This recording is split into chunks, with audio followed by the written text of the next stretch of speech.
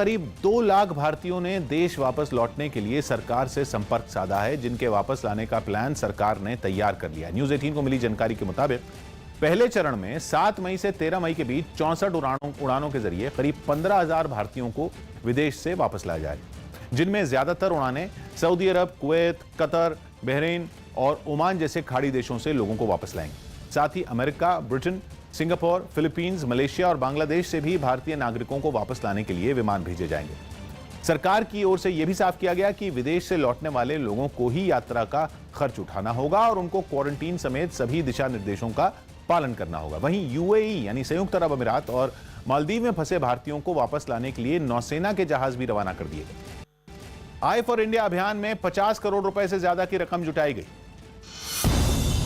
करण जौहर समेत कई हस्तियों ने आई फॉर इंडिया अभियान में 50 करोड़ रुपए से ज्यादा की रकम जुटा ली। इन पैसों से कोरोना वायरस की लड़ाई में मदद की जाएगी। यूपी के सीएम योगी आदित्यनाथ ने बताया कि दूसरे राज्यों में फंसे अब तक 6.5 लाख से ज्यादा मजदूरों को राज्य में वापस लाया जा चुका है। स्पेन के टेनिस खिलाड़ी राफेल नडाल ने निराशा जताते हुए इस साल कोई भी टेनिस टूर्नामेंट नहीं होने की आशंका जताई। उन्होंने कोरोना वायरस संकट की वजह से जनवरी में ऑस्ट्रेलियन ओपन से ही अंतर्राष्ट्रीय टेनिस मुकाबलों की शुरुआत होने की बात कही। उत्तर प्रदेश सरकार ने ग्रीन जोन में आने वाले जिलों के अंदर बसों को चलाने का आदेश दिया। बस में यात्रा के दौरान लोगों को मास्क पहनना होगा और एक दूसरे से जरूरी दूरी बनाए रखने का ध्यान भी रखना होगा। लॉकडाउन की वजह से राजस्थान के अजमेर में फंसे मजदूर और कुछ तीर्थयात्री बंगाल लौट आए। स्पेशल ट्रेन से 1100 से ज्यादा तीर्थयात्री हुगली के पास डानकुनी स्टेशन पर उतरे तो उनके स्वागत के लिए बंगाल के मंत्री मलय घटक और तपन दास गुप्ता के अलावा पुलिस और प्रशासन के कई बड़े अधिकारी प्लेटफॉर्म पर दिखे। स्वागत के लिए आए ये मंत्री न तो खुद और न ही इनके आसपास जमा लोग सोशल डिस्टेंसिंग का पालन करते नजर आए। ऐसे में प्लेटफॉर्म पर अनाउंसमेंट करने की नौबत आ गई। ट्रेन के रुकने के बाद जब यात्री उतरने लगे तो बुजुर्गों को उतरने में पुलिस वालों ने मदद की। प्लेटफॉर्म पर उतरने के बाद सभी यात्री लाइन लगाकर स्टेशन के बाहर बने कैंप में पहुंचे, जहां उनकी मेडिकल जांच का इंतजाम नजर आया। आंध्र प्रदेश के विशाखापट्टनम में महिलाओं ने शराब की दुकानें खुलने का विरोध किया। लॉकडाउन के तीसरे चरण में कई शहरों में शराब की दुकानें खुली, वहां लोगों की लंबी लाइनें लगी नजर आई, लेकिन विशाखापट्टनम में तस्वीर इससे अलग दिखी। वहां एक शराब की दुकान के सामने ढेरों महिलाएं इकट्ठा हो गईं और उन्होंने शराब की दुकान खोलने का विरोध किया। शराब की बंद दुकानों के सामने खड़ी होकर इन महिलाओं ने जमकर नारेबाजी की, जिसके बाद उन्हें समझाने के लिए पुलिस वहां पहुंची, लेकिन ये महिलाएं नहीं मानी और हाथ जोड़कर पुलिस से गुजारिश करने लगी कि शराब की दुकानों को न खोला जाए।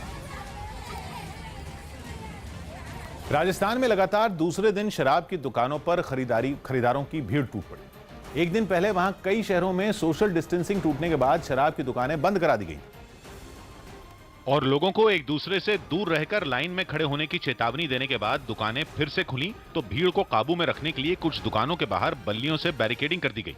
शराब की दुकानें जयपुर में आज फिर खुल गई है। कल सोशल डिस्टेंसिंग की पालना नहीं होने के बाद में बंद कराई थी और अब ये तस्वीरें देखिए, आज फिर वही लंबी कतार लग गई है, जिससे बेचैन होकर कई लोग पेटी की पेटी शराब खरीदने में जुट गए। 40 क्वार्टर आते हैं, ये महीने 1.5 महीने का हाँ। लेकिन ऐसा 1 महीने का क्यों लिया? क्या ये तो और खुलेगी शॉप? क्या पता सर, खुलेगी नहीं।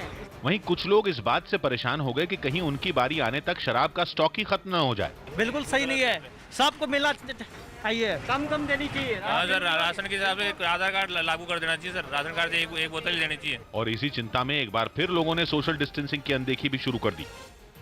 जबकि राजस्थान में शराब की दुकानों पर पुलिस के साथ आबकारी विभाग की टीमें भी तैनात कर दी गई ताकि सोशल डिस्टेंसिंग का ठीक से पालन कराया जा सके, जिसके लिए बीकानेर में तो एक शराब की दुकान के बाहर टायर रख दिए गए, जिनके बीच खड़े होकर शराब खरीदने वाले अपनी बारी का इंतजार करते नजर आए। एक ही दुकान पे 3 बार गया हूँ मैं और सभी जगह सोशल डिस्टेंसिंग यहाँ बीकानेर में मेंटेन हो रही है। वहीं राजस्थान के भरतपुर में भी सख्ती का थोड़ा असर दिखा और पुलिस वालों के साथ ही शराब के ठेकेदार ने भी सोशल डिस्टेंसिंग पर नजर रखने का दावा किया। गवर्नमेंट के आदेश हैं जो सोशल डिस्टेंसिंग और उसके आधार पर पूरी कानून को अंतर्गत ही पूरी बिक्री करा रहे हैं। अलवर में भी शराब की दुकानों पर बेतहाशा भीड़ उमड़ी तो वहां जायजा लेने आई आबकारी अधिकारी ने सबको नियमों का पालन करने के लिए आगाह किया। पालन नहीं करेंगे तो सख्त कार्रवाई करेंगे, दुकानों को बंद करवाएंगे।